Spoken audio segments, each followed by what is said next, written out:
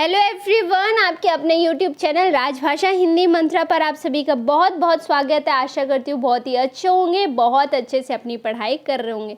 तो हम जो फर्स्ट यूनिट कर रहे थे भाषा विज्ञान यूजीसी नेट का, उसमें हमने कर लिया था हिंदी भाषा की ऐतिहासिक पृष्ठभूमि। देखो, ऐतिहासिक पृष्ठभूमि पढ़ लिया था हमने। विश्व के भाषा परिवार पढ़ लिए हैं, भाषा परिवार। भौगोलिक स्थिति और संवैधानिक स्थिति, ये चीज़ें हमने क्या की थी, देख ली थी। अब हमारा भाषा विज्ञान में जो बचता है वो क्या है, व्याकरण वाला पार्ट, व्याकरण वाला हिस्सा बचता है। हम क्या करेंगे व्याकरण में, अभी हम करेंगे सबसे पहले तो वर्णमाला और लिपि। ठीक है, मैं आपको क्या कराऊंगी, जो वर्णमाला और लिपि मैं अभी आपको कराऊंगी, और इसके बाद जो व्याकरण वाला हिस्सा होता है, संधि, अलंकार, रस, ये सारी चीज़ें मैं क्या आपको एक उसके लिए अलग से सीरीज़ लाऊंगी, क्योंकि व्याकरण एक ऐसी चीज़ है जिसमें हम जितनी प्रैक्टिस करें उतना अच्छा होता है। तो मैं क्या करूँगी, इसके लिए आपको एमसीक्यू के थ्रू और टॉपिक्स के हिसाब से मैं इसको आपको अच्छे से कराऊंगी। ठीक है, आज जो हम करने वाले हैं वो हमारी वर्णमाला है। तो वर्णमाला में सबसे पहली चीज़ आपको क्या पता होनी चाहिए, देखो, भाषा की सबसे छोटी इकाई क्या होती है। भाषा की सबसे छोटी इकाई किसे माना जाता है, तो भाषा की सबसे छोटी इकाई होती है हमारी ध्वनि। ध्वनि होती है, क्या होती है, ध्वनि। अब ध्वनि कैसे बनती है, क्या होती है, कितनी ध्वनियाँ होती हैं हमारे भाषा में, ये सब हम क्या करेंगे आगे देखेंगे। ठीक है, अब ध्वनि से मिलकर के क्या बनती है, देखो, सबसे पहले आएगी ध्वनि, फिर आएगी हमारी शब्द रचना, शब्द, और शब्द से मिलकर के क्या बनता है, हमारा वाक्य बनता है। वाक्य क्या बनता है, वाक्य। और वाक्य से हमारी क्या होती है, भाषा तैयार होती है, भाषा तैयार होती है। इतना समझ आए, ध्वनि, शब्द, वाक्य, फिर हमारी भाषा बनती है। ठीक है, अब सबसे पहले जो हिंदी की वर्णमाला जो है हमारे, उसकी मूलतः कितने वर्गों में विभाजित किया गया है। हिंदी वर्णमाला जो हमारी है उसको कितने वर्गों में विभाजित किया गया है, 3 में किया गया। सबसे पहले आता है स्वर, व्यंजन, अयोगवा। पहला क्या है, स्वर, दूसरा है व्यंजन, तीसरा है अयोगवा।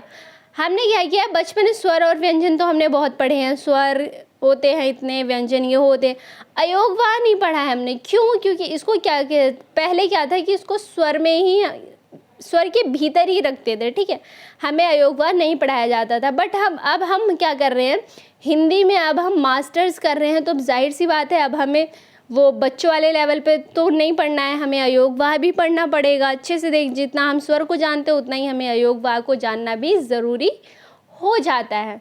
ठीक है, तो अब मैं क्या करूँगी आपको, आज जो हमारा टॉपिक मेन होने वाला है वो स्वर है। हम क्या करेंगे धीरे धीरे, ठीक है, कछुए की चाल से ही चल के हमें जीतना है, खरगोश की चाल चल के भी हारना नहीं है। ठीक है, ऐसा नहीं कि बस जल्दी जल्दी कर लिया और आया कुछ है नहीं, समझ में कुछ आया नहीं, बस सिलेबस कंप्लीट हो गया, ऐसा नहीं। ठीक है, तो हम क्या करेंगे, सबसे पहले स्वर करेंगे। स्वर का एक एक टॉपिक, एक एक चीज़ हम देख के चलेंगे कि हमारा कहीं से भी कुछ भी छूटे ना, जहाँ से फिर एग्ज़ाम में आ जाओ और हमें लगे अरे ये तो हमने किया ही नहीं था। ओके, आ गया समझ।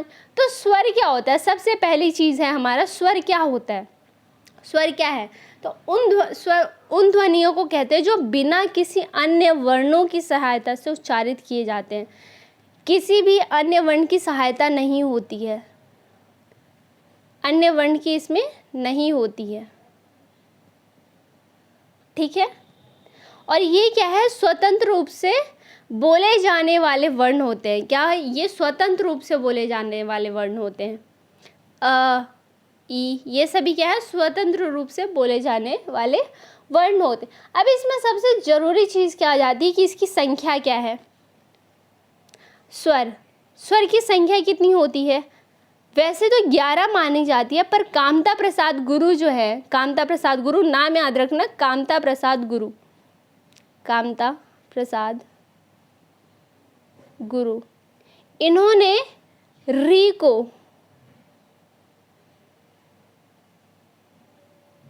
हिंदी का क्या है, बेसिक स्वर नहीं माना है। री को स्वर नहीं, हिंदी का स्वर नहीं माना है। और वहीं क्या, इसको हटा दिए तो अब 10 ही स्वर माने इन्होंने, 10 ही स्वर हुए हैं ना। जब री को हटा दिया तो 10 स्वर हुए हमारे। कहते हैं कुछ जगहों पर क्या है 11 हैं, उन्होंने पूरी तरह से इनकार भी नहीं किया है, लेकिन ये हिंदी में नहीं मानते। री क्या है, री हिंदी का क्या मूल स्वर नहीं है, पर यह संस्कृत में स्वर की तरह इस्तेमाल होता था। री किसमें, संस्कृत में इस्तेमाल होता था पर हिंदी में नहीं। किसने माना है, कामता प्रसाद गुरु ने। अब ये कहते हैं कि कुछ जगह पर होता है, अब इसका अर्थ क्या होता है ये समझने की कोशिश करो कि ये कहते हैं कामता प्रसाद गुरु क्या कहते हैं कि री जो है वो बेसिक स्वर नहीं है हिंदी का, पर ये कुछ स्थानों पर होता है। तो वो कुछ स्थान क्या थे, हिंदी में कुछ तत्सम शब्द आए। क्या है, तत्सम शब्द आए जहाँ री का इस्तेमाल हुआ है। तत्सम शब्द कुछ है जहाँ री का इस्तेमाल हुआ है, ठीक है। इसीलिए री को ले लिया गया है किसमें, हिंदी भाषा में। अब समझ आया कि वो क्यों कहते हैं कि कहीं कहीं पे 11 है री, मतलब सॉरी 11 स्वर हैं। अब आया समझ, इतना आ गया समझ। अब आगे देखो क्या है, इसको इरेज कर दूं मैं। अब ये जो हमारे 11 स्वर हैं, 11 में 4 को छोड़कर, कितने, 4 को छोड़कर बाकी सभी क्या है, बाकी सभी स्वर, बाकी सभी स्वर 2 स्वरों को मिलाकर बनते हैं। कितने, 2 स्वरों को मिलाकर बनते हैं। कैसे, आगे बताती हूँ। सबसे पहले एक क्वेश्चन मेरा आप लोगों के लिए ये है जो कि एग्ज़ाम में आ रखा है कि री का उच्चारण स्थान क्या है। री का उच्चारण स्थान, आप मुझे इसका कमेंट में आंसर देंगे, ठीक है। री का उच्चारण स्थान क्या होता है, ऑप्शन दे दूं, चलो 2 ऑप्शन दे रही हूँ मैं। र जमा ई है, ये पहला ऑप्शन था।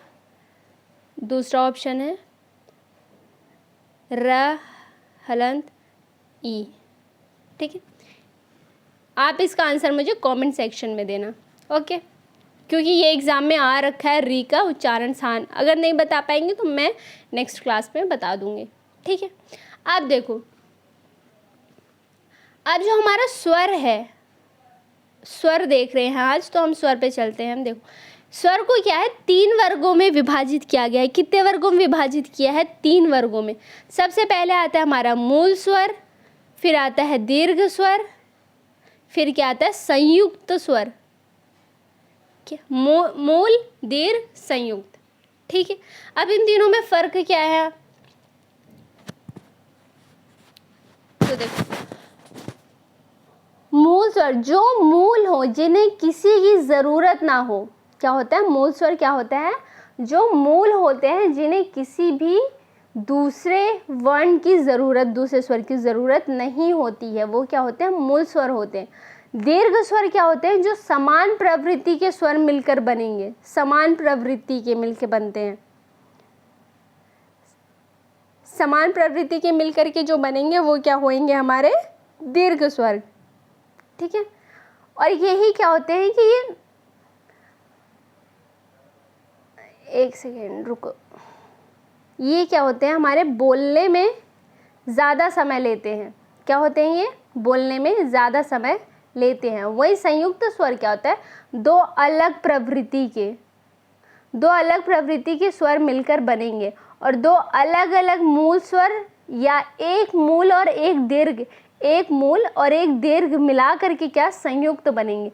2 अलग प्रवृत्ति के स्वर मिलेंगे, इसमें मिलते हैं 2 अलग अलग प्रवृत्ति के मिलकर एक नया स्वर बनाते हैं, ठीक है।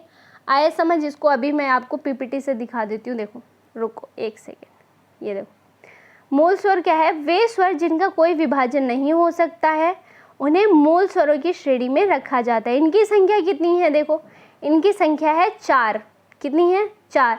अ, ई, उ और ऋषि। ऋषि को क्या है, इसी के अंतर्गत माना गया है। किस में माना है, तो वो माना है मूल स्वर में माना है, ठीक है। यही कामता प्रसाद गुरु क्या है, इसको मूल स्वर नहीं मानते हैं, मूल स्वर नहीं मानते, ठीक है। अब देखो दीर्घ स्वर में क्या था, एक ही स्वर के 2 बार जुड़ने से बनने वाला स्वर। मैंने बोला ना, 2 समान प्रवृत्ति के स्वर मिलकर बनेंगे, 2 समान प्रवृत्ति के स्वर मिलकर बनेंगे। और क्या, इसमें बोलने में ज़्यादा समय लगेगा। जैसे आ कैसे बनेगा, अ और अ को मिला करके बड़ा आ बनता है, ऊ और ऊ को मिला के बड़ा ऊ बनता है, ई और ई को मिला के बड़ा ई बनता है। ठीक है, वही संयुक्त स्वर में देखो वे दीर्घ स्वर जो दो अलग अलग स्वरों के मिलने से बने हो। मैंने अभी आपको बोला जो दो अलग प्रवृत्ति के स्वर मिलेंगे। अलग प्रवृत्ति यानी देखो, एक क्या हो गया हमारा अ यानी मूल स्वर हो गया, ई क्या हो गया हमारा दीर्घ स्वर हो गया, अलग अलग प्रवृत्ति हुई। इन दोनों को मिला करके क्या बनता है हमारा ए बनता है। दोनों को मिला करके एक नया स्वर बना है, वो क्या हो जाएगा, वो हो जाएगा हमारा संयुक्त स्वर। संयुक्त क्या होता है, दोबारा सुनो, दो अलग अलग प्रवृत्ति के स्वर मिलकर नया स्वर बनाते हैं, या फिर दो अलग अलग मूल स्वर या एक मूल और एक दीर्घ मिलकर के एक संयुक्त स्वर बनाते हैं। ठीक है, आया समझ। इनकी संख्या कितनी होती है, तो इनकी संख्या भी 4 होती है। कितनी होती है, 4 होती है। आपको क्या करना है, संख्याएं याद रखनी है। इनकी संख्या 3 होती है, आ ऊ ई, और ये 4 होते हैं, ये भी 4 होते हैं। इतना क्लियर हुआ, इतने में कोई प्रॉब्लम तो नहीं है। अब देखो अब क्या चीज़ है, अब देखो सभी स्वर क्या होते हैं, इनकी विशेषता देखो। सभी स्वर क्या होते हैं, घोष होते हैं। क्या होते हैं, घोष। आपने घोष अघोष तो पढ़ा होगा, है ना, कभी पढ़ा होगा। घोष को ही क्या कहा जाता है, सघोष भी कहते हैं। क्या कहते हैं, घोष को ही सघोष भी कहा जाता है। ये चीज़ें पता है क्या आपको। अब देखो क्या है, सभी स्वर क्या होते हैं, अल्प प्राण होते हैं। अल्प प्राण और महाप्राण में अंतर पता है क्या, देखो अल्प प्राण होते हैं। सभी स्वर क्या होते हैं, अल्प प्राण होते हैं। अल्प प्राण मतलब वो होता है जब बोलने में कम समय लगता है और बोलते समय मुख से क्या होती है, कम वायु निकलती है, वो क्या होता है, अल्प प्राण होता है। ठीक है, जब बोलने में क्या होता है, वर्णों को कम समय लगता है और बोलते समय कम वायु निकलती है, उन्हें क्या कहते हैं, अल्प प्राण। याद रखना, जितने भी स्वर हैं 11 की 11, जितने भी स्वर हैं वो सारे अल्प प्राण है और घोष है। घोष को ही सघोष भी कहा जाता है, याद रहेगा इतना। अब देखो अभ्यंतर प्रयत्न के आधार पर, क्या अभ्यंतर प्रयत्न के आधार पर सभी स्वर क्या होते हैं, विवरित होते हैं। क्या होते हैं, विवरित होते हैं। ये चीज़ें पीपीटी में है, मैं आपको एक बार ऐसे करा रही हूँ। तो क्या होता है, जब लिखते हैं ना सामने से, तो क्या होता है, याद होती हैं चीज़ें ज़्यादा। ठीक है, आपको याद रखना है, सभी स्वर क्या होते हैं, विवरित होते हैं। और उच्चारण स्थान के आधार पर, देखो इसको मैं एक बार क्लीन कर दूँ।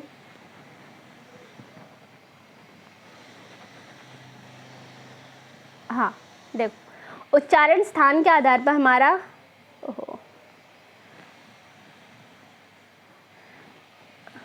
अ और आ क्या होता है, ये कंठ। उच्चारण स्थान पे क्या होता है, कंठ होता है। ई और ई क्या होता है, ये होता है हमारा तालव्य। ठीक है, इतना आया। ऊ और ऊ क्या होता है, ऊ और ऊ होता है हमारा ओष्ठ। क्या होता है, ओष्ठ। फिर हमारा री क्या होता है, री होता है मूर्धन्य। क्या होता है, मूर्धन। अब देखो ये हो गया हमारे लघु और दीर्घ वाले। अब हमारे बचते हैं संयुक्त स्वर, उनका उच्चारण स्थान के आधार पे देख लेते हैं स्थान क्या होता है। अब देखो उच्चारण स्थान के आधार पर ए और ए कैसे बनता है,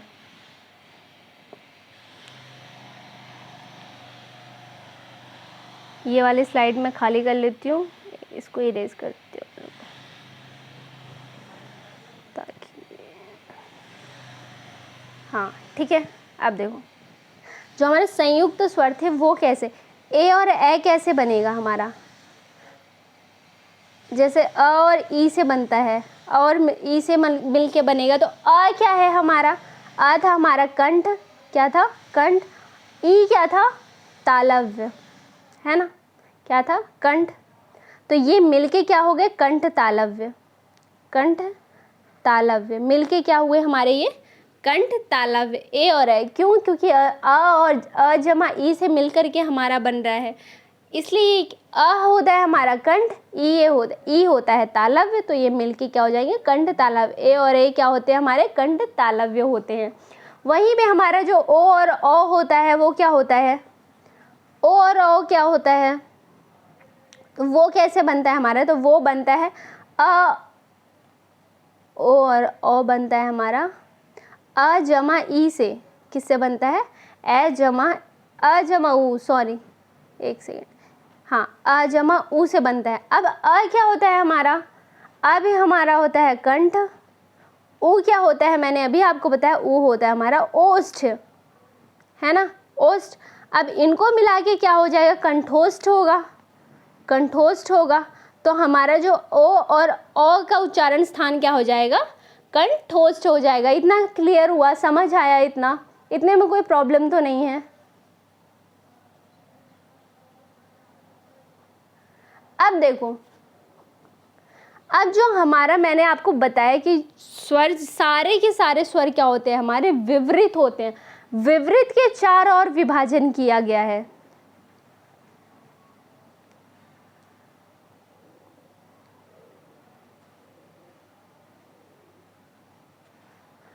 विवृत के 4 और विभाजन कौन से किए गए हैं वो देखो। विवृत एक होता है एक सेकंड रुक जाओ, इसको हटा दो तुम पहले, इसको मैं, विवृत हो जाएगा, संवृत हो जाएगा, अर्धविवृत होगा, और क्या होगा, अर्धसंवृत होगा। क्या होगा, अर्धसंवृत। अब जो हमारे स्वर हैं वो कौन से हैं, देखो विवृत में आएगा हमारा आ, क्या आएगा, आ, विवृत में क्या आएगा, आ। अब विवृत पूरा मान लो, वृत्त एक पता है क्या होता है, वृत्त, सर्कल को कहते हैं वृत्त, है ना। ये बड़ा आ है तो इसका आधा आ का ये चीज़ हटा दो, मात्रा हटा दो, अ हो जाएगा, आधा हो गया, तो इसका आधा भी क्या हो जाएगा, अर्धविवृत हो जाएगा, है ना। समझ आ रहा है, देखो मैं सिर्फ ट्रिक बता रही हूँ आपको, आप वैसे भी याद कर सकते हो। अर्धविवृत क्या हो जाएगा हमारा, अ हो जाएगा, ठीक। विवृत में आ गया हमारा आ, अर्धविवृत में आ गया अ, ठीक है। अब देखो संवृत में क्या आता है हमारा, संवृत में आ जाता है ई आता है, बड़ी ई आती है, ऊ आता है, लघु ऊ, दीर्घ ऊ दोनों आते हैं, ठीक है। इसमें ई लघु दीर्घ दोनों और ऊ भी लघु दीर्घ दोनों। अब इसी का क्या हो जाएगा, इसमें आ जाएगा हमारा ए, ओ, एक और ओ आएगा, नीचे लिख दूँ मैं, देखो यहाँ लिख देती हूँ, ओ वाला कौन सा, ये वाला ओ, जो यहाँ चांद वाला होता है ना, ऑकवर्ड वाला, ये वाला ओ, ठीक है। ये हो गया हमारे अर्धविवृत। अब संवृत में क्या आता है, तो संवृत में आता है हमारा, अर्धसंवृत में क्या आता है, ए जो बचा वो यहाँ आ जाए, ए और ओ यहाँ आ जाएगा, छोटा ओ, ठीक है। आया समझ, दोबारा देखो, जो हमारे विवृत हैं उसके 4 विभाजन किए गए हैं, विवृत, संवृत, कौन कौन से किए गए हैं, विवृत, संवृत, अर्धविवृत, अर्धसंवृत, ठीक। विवृत में आ जाएगा हमारा आ बड़ा, संवृत में आ जाएगी लघु ई, दीर्घ ई, लघु ऊ, दीर्घ ऊ, ठीक है। अर्धविवृत में क्या आएगा, आ जाएगा, ए आ जाएगा, ओ आ जाएगा और ओ आ जाएगा, और वहीं पे अर्धसंवृत में क्या आएगा, ए आएगा और ओ आएगा। इतना क्लियर हुआ। इसी में देखो एक और विभाजन मिलता है हमारा, वो समझो, ये लास्ट है, ठीक है, स्वर का लास्ट है ये। अब देखो इसी में एक और विभाजन मिलता है हमारा अग्र मध्य पश्च का, अग्र मध्य और पश्च का, ठीक है। अब अग्र स्वर में कौन से आते हैं, सबसे पहले देखो मध्य स्वर पता होना चाहिए, आ आता है, अ, और अग्र स्वर में आती है हमारी ई, ए, ठीक। और इसके अलावा जितने स्वर हुए वो सभी स्वर आते हैं हमारे पश्च में। क्लियर हुआ, आया समझ, अग्र स्वर, मध्य स्वर, पश्च स्वर, समझ आया। देखो थोड़ा सा आपको कंफ्यूजन लग रहा होगा अगर आप फर्स्ट टाइम पढ़ रहे हैं तो, मैं इसको दोबारा से एक बार क्लियर करने की कोशिश करती हूँ शॉर्ट में, ठीक है। देखो, वर्णमाला में सबसे पहले आपको बताया कि हिंदी की वर्णमाला जो है उसको 3 वर्गों में विभाजित किया गया, स्वर, व्यंजन, अयोगवा। आज हमने सिर्फ स्वर को कंप्लीट किया है, ठीक है। स्वर की जो संख्या मानी गई है वो 11 है। कांता प्रसाद गुरु जो री है, री से ऋषि वाला, उसको क्या कहते हैं कि ये क्या है, हिंदी का बेसिक स्वर नहीं है, उन्होंने 10 ही माना है, कुछ जगहों पर 11 है, ठीक है। 11 में 4 को छोड़कर क्या है, सभी स्वर 2 स्वरों को मिलाकर बनते हैं। ये 4 कौन से थे, ये कौन से थे, ये थे मूल स्वर जो थे हमारे अ, ई, उ वाले, वो वाले, ठीक है, वो क्या थे। अब आगे देखो क्या था, आगे था हमारे कि जो हमारे 3 वर्गों में विभाजित है स्वर, कौन से, मूल, दीर्घ और संयुक्त। कौन कौन से, मूल, दीर्घ और संयुक्त। यहाँ आ जाओ, देखो मूल स्वर क्या थे, जिनका कोई विभाजन नहीं हो सकता, उन्हें मूल स्वरों की श्रेणी में रखा गया। अ, ई, उ, ऋषि, ये आ गए 4। दीर्घ क्या होते हैं, एक ही स्वर के 2 बार जुड़ने से बनने वाले स्वर, इनकी संख्या 3 है, आ, उ, ई, ये 3 है, ठीक है। संयुक्त स्वर क्या होते हैं, वे दीर्घ स्वर जो 2 अलग अलग स्वरों के मिलने से बने हो, इनकी संख्या 4 होती है। क्लियर था यहाँ तक। अब क्या आगे आ जाता है, आगे आता है हमारा स्वर की जो विशेषताएं थी, स्वर की विशेषताएं। स्वर की यहाँ पे जो अलग है, मैंने आपको थोड़े अलग, देखो स्वरों का स्वतंत्र उच्चारण किया, स्वरों का क्या होता है, स्वतंत्र उच्चारण होता है। स्वर क्या होते हैं, अक्षरिक होते हैं, अल्पप्राण होते हैं। अल्पप्राण मैंने बताया आपको, बोलने में क्या होता है, कम समय लगता है, जिन वर्णों को बोलने में कम समय लगता है और बोलते समय मुख से कम वायु निकलती है, वो क्या होते हैं, अल्पप्राण होते हैं। और सभी स्वर क्या होते हैं, घोष होते हैं। क्या होते हैं, घोष कह लो या सघोष कह लो, ठीक है, आया। अब सभी स्वर विवृत होते हैं, विवृत होते हैं, ये 3 चीज़ें आपको अच्छे से याद होनी चाहिए, ठीक है। अब क्या होगा कि सभी स्वर विवृत होते हैं, विवृत के भी क्या किया गया है, इसमें क्या है, विभाजन किया गया है। कैसे किया गया है, विवृत हो गया एक, इस वाले पेज पे आ जाते हैं, कहाँ कराया था विवृत, एक मिनट, वो इरेज कर दिया, चलो ठीक है, कोई बात नहीं, है ना। विवृत था सबसे पहले, विवृत के जो 4 विभाजन किए गए उसमें आता है विवृत, आता है समृत, आता है अर्ध विवृत, अर्ध समृत। विवृत में क्या क्या था, आ था, समृत में था ई, बड़ी ई, छोटा ऊ, बड़ा ऊ। अर्ध विवृत में क्या था, अ था, ए था, बड़े ए, ये वाला था, औ था, और औ, ये दूसरा कलर ले लूँ, एक सेकेंड, हाँ ये वाला औ था, यहाँ जो चांद वाला होता है, ठीक है। ये किस में थे, तो ये अर्ध विवृत थे, और वहीं पे अर्ध समृत में क्या था, ए था और ओ था। इतना क्लियर हुआ था। अब क्या था, अब इसी का एक और विभाजन किया गया है अग्र मध्य पश्च स्वर को लेकर के। अग्र मध्य पश्च स्वर कौन से होते हैं, तो अग्र स्वर कौन से होते हैं, वो था ई, बड़ी ई, ए और ए, है ना। मध्य स्वर में था अ, और बाकी जितने भी स्वर बचते हैं वो क्या है, पश्च स्वर है। एग्जाम में पूछा जा सकता है, याद रखना। और वहीं पे मैंने आपको बताया था उच्चारण स्थान के आधार पर क्या होता है, अ और आ कौन से उच्चारण के आधार पर कहाँ आता है, तो वो होता है कंठ तालव्य में। कहाँ आता है, अ और आ, मैंने आपको बताया अ जमा आ, ये किस में होते हैं, तो ये होते हैं कंठ तालव्य। इसका उच्चारण स्थान क्या है, कंठ, बस तालव्य कहाँ से आ जाएगा, हाँ कंठ आ जाएगा। वहीं पे उ और ऊ क्या हो जाएगा, ये हो जाएगा तालव्य, और ई और बड़ी ई क्या हो जाएगा, क्या कर दिया मैंने, उ और ऊ तो वो ओष्ठ होता है, ओष्ठ हो जाएगा, और ई और ई हो जाएगा तालव्य, और री हो जाएगा मूर्धन्य, ठीक है। और बचे कौन से, संयुक्त वाले बचे ए और ए। तो ए और ए मिलकर कैसे बनता है, तो अ और जमा ई से मिलके बनता है। तो अ क्या होता है हमारा, अ होता है कंठ, ई होता है तालव्य, है ना। अ होता है कंठ, ई होता है तालव्य, तो ये मिला के क्या बन गया हमारे, कंठ तालव्य, ठीक है। इस तरह से था। अब समझ आ गया, अब क्लियर हो गया। तो स्वर हमारा यहीं पे कंप्लीट हो जाता है। अब हम नेक्स्ट क्लास में क्या करेंगे, व्यंजन करेंगे। इसमें भी देखो वही चीज़ें हैं, सेम चीज़ें हैं। आ का क्या है, देखो कंठ, ये क्या है, मध्य स्वर है, और ये अर्ध विवृत है, ठीक है। सेम चीज़ें हैं, बस मैंने आपको एक स्लाइड पे ले करके समझाया ताकि आपको क्लियर हो, क्योंकि किताबों से ही हर चीज़ आ जाए फिर तो टीचर्स की क्या ही ज़रूरत पड़े, है ना। ठीक है, समझ आ गया। अब नेक्स्ट क्लास में हम क्या करेंगे, व्यंजन करेंगे। तब तक के लिए thank you so much for watching. अगर वीडियो आपको थोड़ी भी हेल्पफुल लगी हो तो प्लीज़ वीडियो को लाइक करें, शेयर करें और चैनल को सब्सक्राइब कर लीजिए अभी तक नहीं किया। और अगर पिछली वीडियोस आपने नहीं देखी हैं भाषा विज्ञान की तो वो जा करके देखिए, ठीक है। और आपका जो भी डाउट है, जैसे भी डाउट है, जो भी आपको नेक्स्ट टॉपिक पढ़ना है, उसको किसी भी चीज़ से रिलेटेड आपको कोई भी डाउट है तो आप कमेंट सेक्शन में लिख देना, ठीक है। तब तक के लिए thank you so much for watching. अच्छे से पढ़ते रहो, मेहनत करते रहो। Bye bye.